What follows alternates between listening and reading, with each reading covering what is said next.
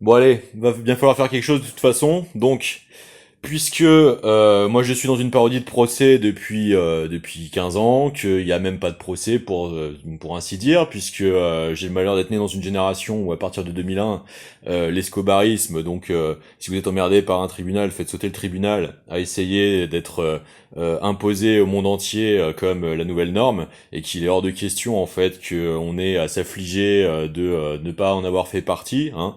Nous, on a été éduqués avec des règles, avec des principes surtout, des principes qui ont une profondeur en fait humaine de défense de certaines hiérarchies de droit, comme ne pas toucher aux enfants, comme avoir une parole dans la vie, parce que ça permet aux gens en fait de s'appuyer dessus pour pouvoir planifier, budgétiser, organiser en fait le meilleur de leurs ressources et de leurs dispositions en fait, hein, psycho-affectives et anticipative. Donc c'est comme ça que ça marche bien entre les personnes et que les gens s'intègrent en capacité vertueusement, se dotent de facultés, se dotent de progrès mutuels, se dotent de réciprocité, voilà. Et puis là, on assiste à une société qui, en fait, essaye d'abattre absolument tous les piliers de consensus. J'aime pas utiliser le terme de norme parce que c'est beaucoup trop discriminant, mais de consensus, quoi. C'est-à-dire, il était question de réciprocité standardisée qui font que tout le monde s'y retrouve et donc en fait mutualise et pense en fait au mieux au plus déshérité parce que quand un consensus est plus sain et plus naturel, eh bien il s'acquiert beaucoup plus facilement aux gens de plus difficiles capacités ou facultés. Donc c'est vertueux, c'est vertueux, voilà. Et puis on a cette époque où hop, informatique, miniaturisation, tentative d'infiltration dans tous les foyers dans le dos des parents, hein, corruption majeure dans des schizophrénismes faits développer à la tête de l'État qui, côté jour, tiennent des discours pseudo-élitaires très bien léchés, très bien finalisés, très bien structurés, sauf qu'ils appartiennent à des psychés hypocrites qu'on retrouve la nuit dans le cul des enfants, dans tous les systèmes de dépravation qui n'ont pas peur d'aller goûter de la traite d'êtres humains au lieu de donner des statuts pour les personnes, hein, qui donc fonctionnent sur des sociétés à double standard, il n'y a pas ce droit qui, à partir du moment où ce ne sont pas des compatriotes, alors tout va bien. Et nous, on doit se récolter derrière des abrutis qui pensent que le problème vient des droits de l'homme. Non, non, le problème il vient pas des droits de l'homme, le problème il vient des hypocrites. Le problème il vient des schizophrènes, le problème il vient des menteurs, le problème il vient des mythos, le problème il vient des pervers. C'est pas un problème d'évolution historique, de progrès, de compréhension des profondeurs des situations, des complexités, de ce qui a évolué en leur statut pour que ça change au mieux. Non, non, c'est le problème de ceux qui ne sont pas capables humainement de porter ces valeurs, de les porter jusqu'à leur incarnation, et qui les trahissent, et qui les subvertissent, et qui les dévoient, et qui les falsifient, et qui les simulent. Il est là le problème. Il n'est pas ailleurs le problème. Le problème, il n'est pas dans les statuts, les fonctions, les progrès des structures et des institutions. Il est dans la fausseté de ceux qui se font passer pour la hauteur nécessaire à pouvoir en accueillir et en pratiquer la charge contractuelle et l'exigence sociétale qui leur est due et qui la trahissent, et qui la salissent, et qui la violent, et qui l'insultent, et qui méprisent le peuple, et qui dénigrent les fondamentalités de légitimité des mandats. Il est là le problème.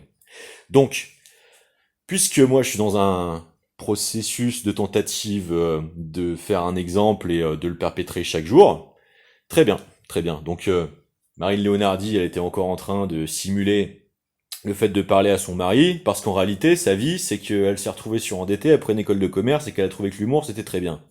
Très bien. Je te souhaite de remplir des salles, Marine. Je te souhaite que les gens interprètent tes histoires simplement au premier degré.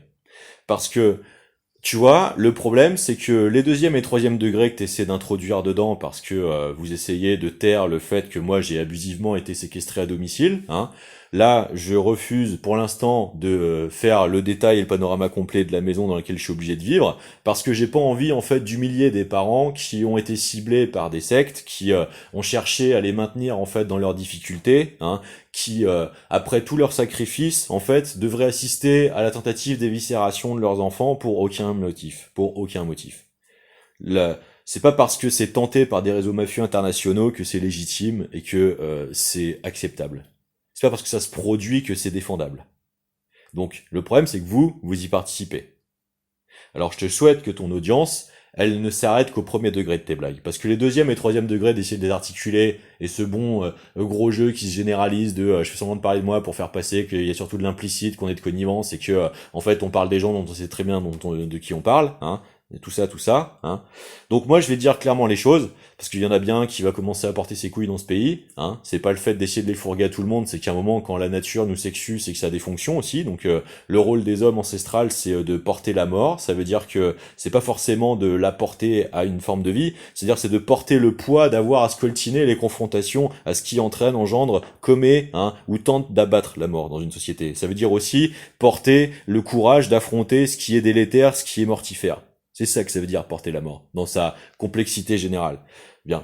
Donc là, on a un gouvernement de tarés, de pauvres sociopathes, de sectaires de merde, qui vient de voter la mise à mort des détenus illégaux palestiniens qui ont été faits prisonniers sur leur propre terre. Bon.